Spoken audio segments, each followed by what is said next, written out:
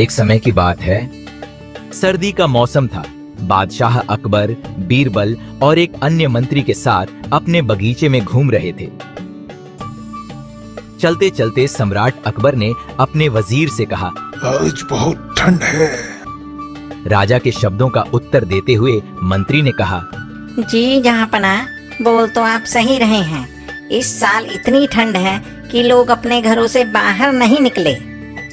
बादशाह अकबर बगीचे में झील के किनारे टहल रहे थे। जैसे ही अकबर ने पानी में हाथ डाला, अकबर ने महसूस किया कि पानी बर्फ की तरह ठंडा है।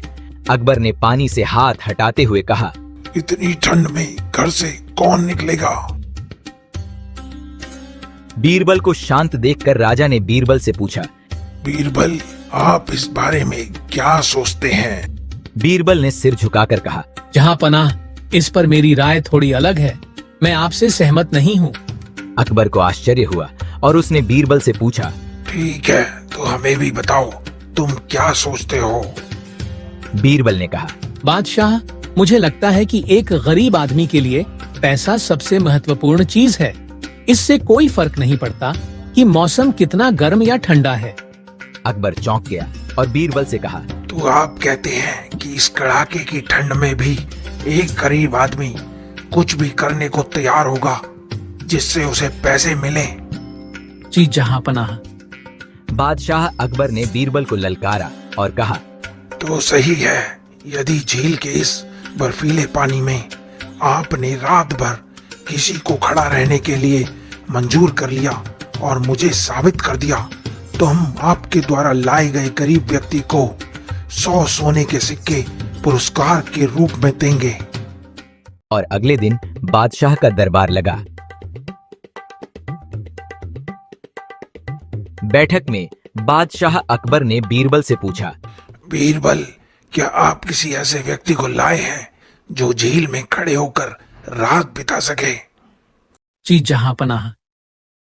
तब बीरबल ने रामलाल नाम के एक गरीब आदमी को दरबार में पेश किया।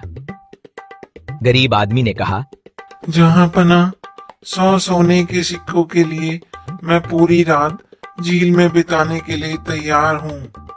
बादशाह अकबर ने बैठक समाप्त की और कहा, ठीक है, 2 सैनिक पूरी रात इस व्यक्ति पर नजर रखेंगे।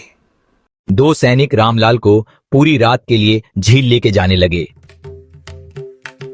रामलाल पूरी सर्दी की रात उस ठंडी झील में खड़ा रहा और टस से मस नहीं हुआ। आखिरकार सवेरा हो गया और चुनौती का समय भी पूरा हो गया। अगले दिन दरबार फिर से भर गया और बादशाह ने बीरबल से रामलाल के बारे में पूछा, बीरबल, वह गरीब आदमी कहाँ है? वह कितने समय तक उस बर्फीले पानी में रहा? बीरबल ने कहा, रामलाल यही है जहाँपनाह, और वह रात भर पानी में रहा और उसने चुनौती को पूरा भी कर लिया है। रामलाल दरबार में आता है। बादशाह अकबर ने रामलाल को बधाई दी और कहा, हम विश्वास नहीं कर सकते कि तुम रात भर बर्फ के पानी में रहे और आज हमारे सामने सुरक्षित हो। तुमने यह कैसे किया? रामलाल ने कहा, जहाँपनाह, पहले तो यह बहुत मुश्किल था, लेकिन थोड़ी देर बाद मुझे दूर महल की खिड़की में एक रोशनी दिखाई दी। मैंने पूरी रात उस रोशनी को देखते हुए बिताई। मैंने उस दूर जलते हुए दिए की गर्मी को महसूस किया और अपनी पूरी रात निकाल ली। यह सुनकर बादशाह ने कहा, यह एक धोखा है। तुमने जलते हुए दिए की तपिश में रात बिताई। तुम इस पुरस्कार के लायक नहीं हो। यह सुनकर अकबर ने अपने सैनिकों से रामलाल को महल से हटाने के लिए कहा और बैठक के बाद वह अपने कमरे में चला गया। अगले दिन हमेशा की तरह बैठक हुई। जब बादशाह अकबर बैठक में आए तो उन्होंने बीरबल को छोड़कर सभी दरबारियों को अपने अपने स्थान पर पाया। बादशाह ने एक सिपाही से पूछा, कहाँ है बीरबल? सिपाही ने कहा, बादशाह, बीरबल आज महल में नहीं आए हैं। बादशाह ने सिपाही को तुरंत बीरबल के घर जाकर उसकी तलाश करने को कहा। कुछ देर बाद सिपाही अकेले दरबार में लौटा। बादशाह ने सवाल किया।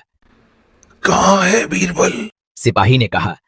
बादशाह, बीरबल अपने घर पर खाना बना रहे हैं और वह बोल रहे हैं कि वह खाना पकाने के बाद ही दरबार में आएंगे।